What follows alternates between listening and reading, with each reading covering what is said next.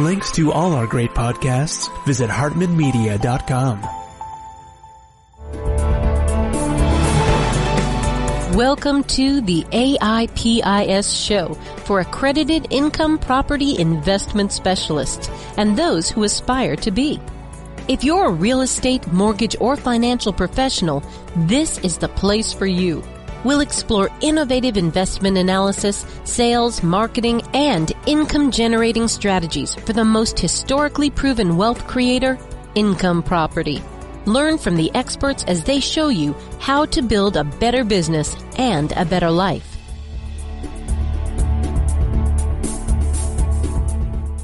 It's my pleasure to welcome Dr. Bryan Taylor. He is president and chief economist at Global Financial Data. They specialize in providing financial and economic data that extends back to the 1000s. That's right, a millennium of data and going on up into current day. So we're going to examine a long-term history of financial and economic data. And this is beyond what any other data provider has ever delivered. So I think you'll find this to be a fascinating interview. Dr. Bryan Taylor, welcome. How are you? Oh, I'm doing fine today. Good. And you're coming to us from my old hometown area, Orange County, California. You're in San Clemente, right? Absolutely. Excellent. A little overcast here today, but it's always beautiful by the afternoon. Good stuff. Well, hey, one of the things I've been saying on the show for a while now is that interest rates are the lowest they've ever been in human history. Can you elaborate on that for us and talk to us about the long-term history of interest rates? And are they really the lowest they've ever been in all world history? Oh, absolutely. The yield on the 10-year bond today is under 1%. And until a few months ago, the yield was never below 1%. In Europe, interest rates are negative for Germany and several other countries. And that simply has not been true. Now, this is the culmination of what we call the interest rate pyramid, that from 1940, during World War II, up until 1980, interest rates increased from around 2% to double-digit levels, around 15%. During the past 40 years, they have decreased to the point that now they're under 1%. Just amazing. So when we talked before, this is actually the second take on this interview because we had some technical problems as everybody experiences that. When we talked before, you were talking about coming up onto the environment we're in now. And I know you mentioned World War II and, even before that and kind of what was going on. So give us a little background there. Sure. The reason that interest rates were so low in 1940 was that the government wanted to minimize its costs of funding its debt. That during World War II, the government debt exceeded GDP. And so if the government could keep interest rates low, which they did, that would save the government a lot of money. And so they deliberately pushed down interest rates. What that did, though, was it created inflation. And so they couldn't keep interest rates low after the war. And then from 1951 on, the market was allowed to determine interest rates, and the government ran deficits, and one thing led to another, and interest rates kept going up and up and up till they were at double-digit levels. People getting mortgages had to pay 18 or 20% interest on their mortgage. It was insane. Yeah. Now, well, that was kind of the Paul Volcker era you're referring to now, right? Absolutely. Yeah. Yes, absolutely. And he reversed things. Mm-hmm. He broke the back of inflation. He's, long been credited for that, and just recently passed away, as we all know. Was that the right thing to do, what Volcker did? It was pretty painful at the time. Yes, and you had to go through that pain because interest rates were going up. There was no end in sight. People thought that double-digit inflation and double-digit interest rates were going to be around forever. And the only way to change things was to change the psychology. Workers were demanding double-digit increases in wages because they were anticipating higher inflation. And until you broke that mentality, until you convinced people that inflation was not going to go up anymore, interest rates would not decline. And it worked. There was pain in the short run, but over the long run, you can see the result. Interest rates are no longer at 18%.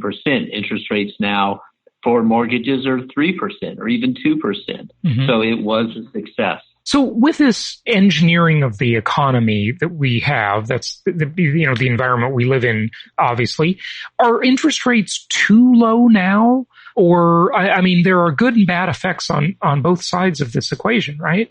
Yeah, but I do not think that interest rates are too low now. I think that interest rates are going to be at this level of around 1% for the next 10 years. What we did was we carried out an analysis of total returns to bondholders. And what we found was that the interest rate at the bond yield at any point in time is a good predictor of what your total return will be by investing in bonds over the next 10 years. And that pattern has followed through for the past 50 years. And so if you use that analysis, then there's no reason why interest rates will not stay around 1% or maybe 2% for the next 10 years. And that's just a reality that people are going to have to expect. I know most people expect that interest rates are going to bounce back. They are going to start going up. Our analysis shows that's just not true. People have to get used to an environment in which there's almost no yield on fixed income securities. That's just the new reality. And that really does hurt savers and older people usually, because they're usually the savers living off fixed income or fixed income investments, I should say even.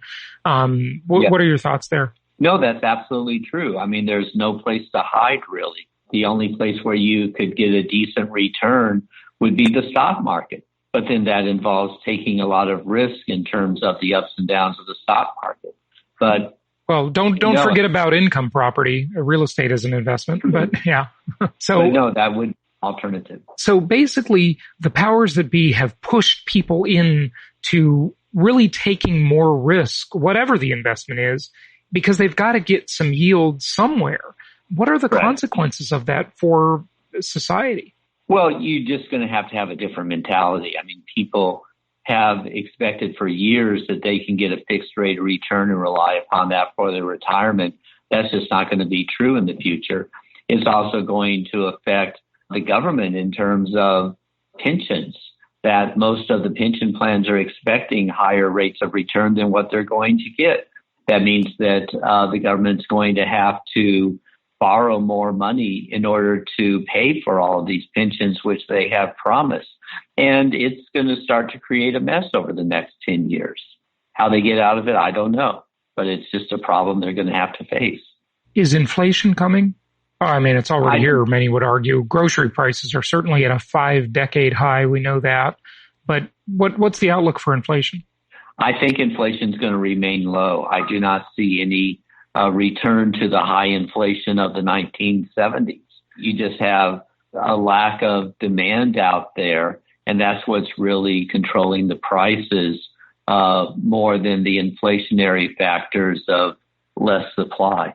So, I mean, if they pump enough money into the economy, though, can't they just create inflation no matter what?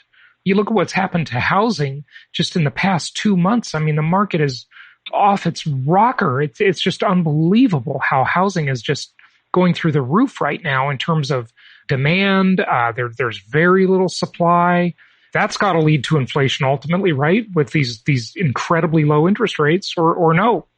Well, no, not necessarily. If you look at Japan has been trying to create inflation for a decade. I know, but I hate that Japan example because Japan doesn't have a population. You know, they're just going through. I mean, they've got a demographic problem that has probably never been experienced before. I mean, Western Europe and Russia are next, but Japan is the worst of the worst in terms of demographics. You know, and they don't have any immigration. So it's like this closed system and a population that is in massive decline. And as they age, there's no younger workers to support those older retirees. It's a very imbalanced. If Japan doesn't start either making babies or having immigrants, that country's over. Yeah, no, it's true. So does that apply then? I mean, you know, I just want to draw that out from you if I can. No, I mean, I agree with you completely. Okay. But I mean, that's where the United States and Europe are headed.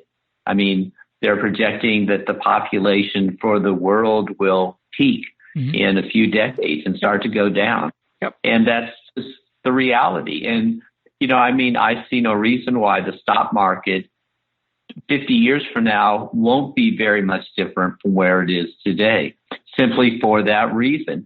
In Japan, you not only have a lack of increase in the population, but no increase in GDP, no increase in the profits. And unfortunately, that's where the United States and Europe is headed. Now, the United States is much better off than Europe or Japan. Yeah. Europe is a mess. It's just delaying the inevitable. And maybe it'll happen here in a few decades rather than today or in the next decade. It will happen in Europe. I mean, if you look at the European countries, some of the stock markets for France and England and other countries are still below where they were at 20 years ago. Right. Yeah. And I agree with you that problem is coming, but it's a ways away in terms of the demographic problem in the U.S. The U.S. has still got a healthy trajectory for a few decades, but that is ultimately coming. You're absolutely right. I totally agree. And it's a worldwide problem. The Malthusians have convinced everybody not to have any kids. And so, that's where we're going. So there's very low birth rates in many, many parts of the developed world. It's just the way things are. It's a real change. But take us through history a little bit, and especially because your data goes back so far, and that's what I just love about what you do. Too many people are looking at such short-term analyses of everything. Let's just look back 102 years. We don't need to go back 1,000, but talk to us about the Spanish flu, and of course started in Kansas City probably, so I don't know why it's called the Spanish flu, but what happened economically, and what was the recovery like from that, and does it apply to our world today, or is it just a completely different thing? Well, in a lot of ways, it is a completely different thing, because you have to remember that the Spanish flu not only happened throughout the world, but it happened in 1918 in the middle of World War I. And World War I acted as a tool to spread the Spanish flu from Kansas City to Europe and to the rest of the world. So if you want to look at it from an economic point of view, I mean, prior to the coronavirus coming into play, you had international trade. You had huge amounts of imports and exports throughout the world. But the world in 1918 was more of a closed economy because of World War I. And so on the one hand, that did help the Spanish flu to spread. But on the other hand, part of the worry is that now there's less travel. There's less interaction with the rest of the world. And that's what's really hurting us badly. And that's why the economy went down so dramatically. But, as some people have said, this is the first government-induced recession. Right. Yeah. And that's just the reality of it, because at some point you have to stop the flu from spreading. Europe has been effective in doing that. The United States has not. And until we can find a way to stop the flu from spreading with a vaccine, it will continue to hurt the economy. Now, the stock market has not responded in the way that I think a lot of people have expected. But that's mainly because the stock market is looking out several years in the future, when the stock market is anticipating that we will have dealt with the Spanish flu, rather than looking at the immediate picture, which is quite dire. And you meant to say coronavirus, I think. The coronavirus. Yeah, right. Okay, so in other words, the stock market is showing optimism, or is that just a result of the massive money pumping, printing that is going on? Is that real optimism, or is it, just induced by the Fed and the government? Well, it's definitely induced by the Fed and the government. However, I think what the stock market is doing is trying to anticipate what the post-coronavirus world will look like. What will be the companies that are successful? What will be the sectors that will not do well? Energy is doing very poorly. Consumer staples in a lot of cases are doing poorly. So there's this massive reorganization of the economy that's occurring.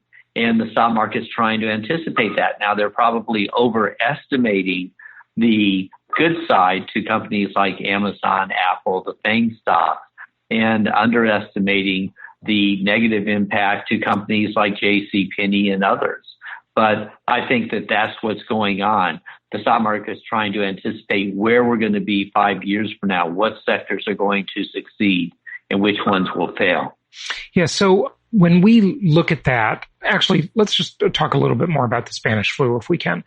Sure. What was that like post-Spanish flu? 1918, in 1920, we had the Roaring Twenties. And for a decade, everything was roaring, if you will. And then, of course, the Great Depression. Is that how we're going to come out of this? Is that going to be, are we going to have the Roaring Twenties again, starting in a year or so? Well, I mean, it's certainly possible. I mean, after the Spanish flu was controlled back in 1918, the stock market did start to bounce back.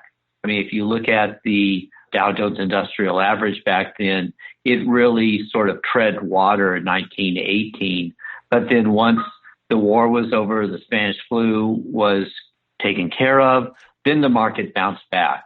And I anticipate that that's what's going to happen here, that once we find a cure for the coronavirus and people can see that you can have music concerts again, you can go out, you can do things, that the market will bounce back.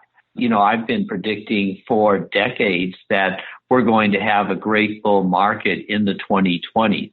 Because if you look at the 20s for every decade in history, you have had a massive bubble. You had the South Sea bubble in the 1720s.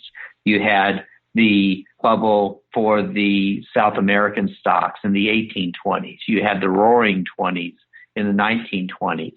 And, you've had sort of a plateau here in most of the world. So you have laid the foundations for a large amount of growth in the 2020s. And so that is our prediction, that we will have a bubble in the 2020s. I've written several articles on that fact. So just to be clear on that prediction, the prediction is coronavirus is either treated or there is a vaccine and everybody feels safe again. And then we go into a booming economy. And how long would that last? Oh, I think it would last several years. It would last, probably for most of the decade. And, especially since the Fed now is feeding money into the economy, bonds do not provide an alternative. And so people will put their money where it works. And the stock market and real estate is where it's working. I mean, you're going to have a massive realignment of the real estate market because now more and more people will work from home. And I mean, that's what's happening at our company. Yep. And so people don't want to be stuck at a place where you're in an urban environment that you hate to be in. Why not be out here in San Clemente on the beach if you can work from home? No, I totally agree with you about that. That is a massive shift. And that does not bode well for high density urban environments. Oh. Cities are really going to hurt very badly. As I've been saying the past several months, the two biggest danger zones are elevators and then mass transit. Yes. Those are the things that all the environmentalists want. They want people in high rises and little boxes and taking mass transit. And I think there's going to be, I think there already is a huge rebellion against that. And a major, major push, just a mass migration really to the suburbs. And no, I agree completely. And that's just going to be the reality and the readjustment that's going to take place. Yeah. So it can't be reversed. Do you think that continues, though, after there's an effective treatment or a vaccine? I think it will. Yeah. I mean, because most people prefer to work from home. I mean, that's just the new reality. Right. And not just that, though. I think there's going to be a level of PTSD, a post-traumatic stress disorder about this, because let's just remember, folks, even though it didn't affect most people's lives, it was nothing like the doomsayers had predicted. But, remember your thoughts about swine flu and H1N1 and even mad cow disease. And everybody knows there's another thing coming. This is just the history of the world. There's always something. And, say there is no virus concern. maybe it's just civil unrest. And now we've got that. And guess where that is? It's in all the high density urban areas. So that's yet another reason to get out of those areas. And people have discovered that they just don't need to live in a city anymore because the technology has solved that problem for us. And there's just going to be an anticipation, what if it happens again? Yeah. I'm going to be prepared. I'm not going to take a chance. Right. Yeah, I agree with you. I agree completely. Well, what else can you tell us about history of the last 1,000 years? I mean, most of my guests cannot talk about that effectively. They can talk about what happened in the 70s and, the Great Recession in 2008, but they're not going to talk to you about the bubonic plague. There's another one, right? Or whatever else, right? And we actually have data on bubonic plague. We have data on housing prices that go back to the 1200s. Mm-hmm. And what's interesting was during the bubonic plague, of course, 1/3 of the population got wiped out. But of course, 1/3 of the housing did not get wiped out. So there was the largest drop in housing prices in history. That's 1200 AD. Okay. So you lost 1/3 of the population. Oh, in the 1300s. Okay. And you lost 1/3 of the population, and you didn't have, I guess, a housing shortage back then. So that was a significant loss of demand. And then the existing supply was still there. Tell us more about that. Yeah. And so it actually took several centuries for housing prices to go back to the level that they were at prior to the bubonic plague. Wow. And, it really, if you were a worker, you were just living in heaven almost, because you were in high demand, because there were not as many workers available in the labor pool as there had been prior to the bubonic plague. And so that everything shifted. Feudalism came to an end, in part because of the bubonic plague. And those are the long-term impacts that you can see. I mean, you're talking about low interest rates. Well, the last time that interest rates were this low was back in the 1800s. And so if you really want to study what's going to happen in the future in the economy, you have to go back to before World War I, when interest rates were low, and see how the economy reacted when inflation was low. I mean, the anomaly really has been over the past 80 years when interest rates and inflation increased dramatically from the 1940s to the 1980s and then decreased dramatically. You're just simply not going to have that pyramid that you've had in the past. You have to look out of what's going to happen in an environment where there's little increase in demand because there's little increase in population, and your interest rates are low, your inflation is low. It's going to need to have a complete change in the mentality. And the only way that you can understand this is by looking back to the pre-World War I world, which we've collected data on. Our data for the stock market goes back to 1601. So we can look at 4 centuries of the behavior of equities throughout the world to understand how they have responded to different environments. And that's really the advantage of having several centuries of data, is that you can look back to what happened 100 years ago or 200 years ago when you have circumstances that come up that haven't really occurred for centuries or decades. If you're only looking back over the past 20 years, you don't have a full picture of the world and how financial markets are going to react to new circumstances. Now, but that almost seems to contradict what you were saying at the beginning of the show. I mean, interest rates are actually lower now, but they were very low then, I guess, and now they're even lower, right? Correct. Yeah, correct. In those two instances, you talked about 1800s and pre-World War, or about World War I, I think you said. Well, yeah. Well, interest rates were low and declining throughout the 1800s. Mm-hmm. They bottomed out about 1900 and then steadily rose really for most of the 20th century. Mm-hmm. And then they declined towards the past 40 years.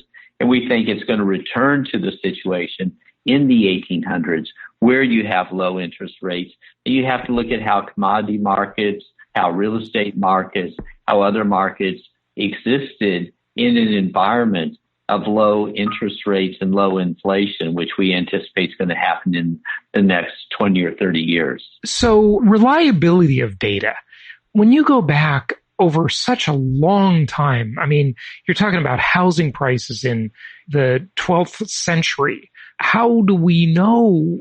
I mean, that data just cannot be very reliable, right? How do we even know?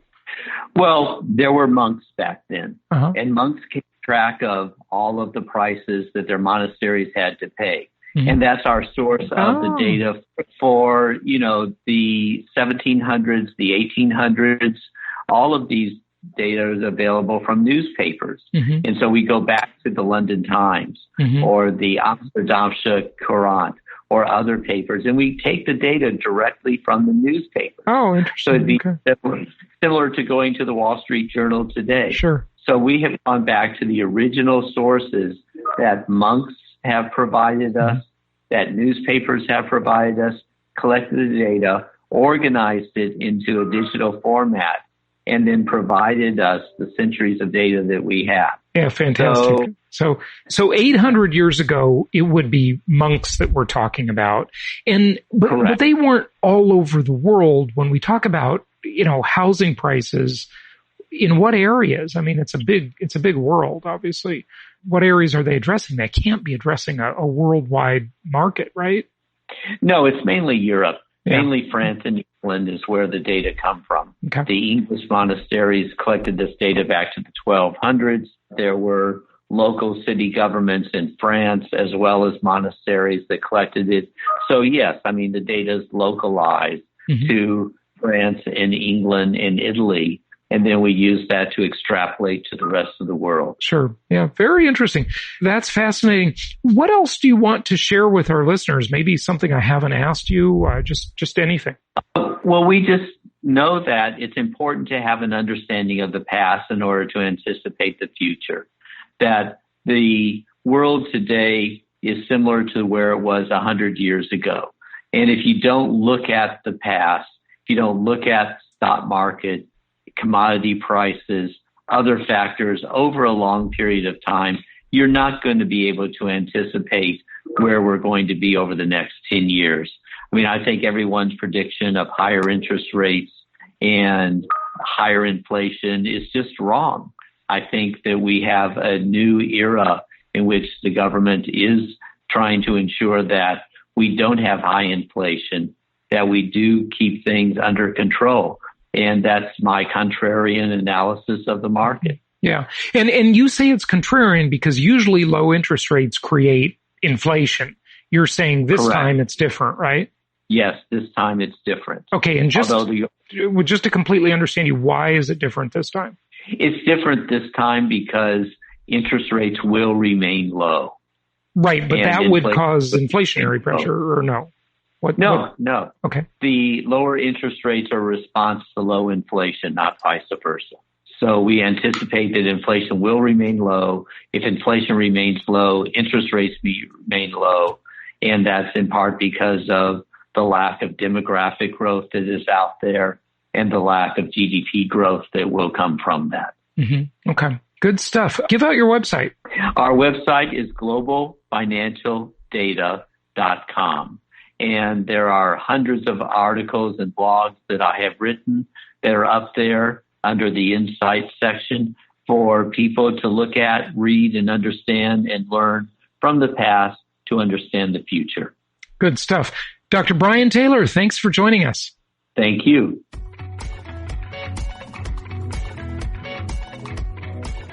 Thank you so much for listening. Please be sure to subscribe so that you don't miss any episodes. Be sure to check out the show's specific website and our general website, hartmanmedia.com, for appropriate disclaimers and terms of service.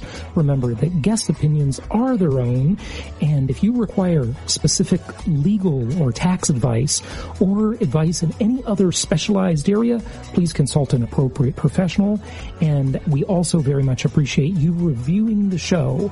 Please go to iTunes or Stitcher Radio or whatever platform you're using and write a review for the show. We would very much appreciate that. And be sure to make it official and subscribe so you do not miss any episodes. We look forward to seeing you on the next episode.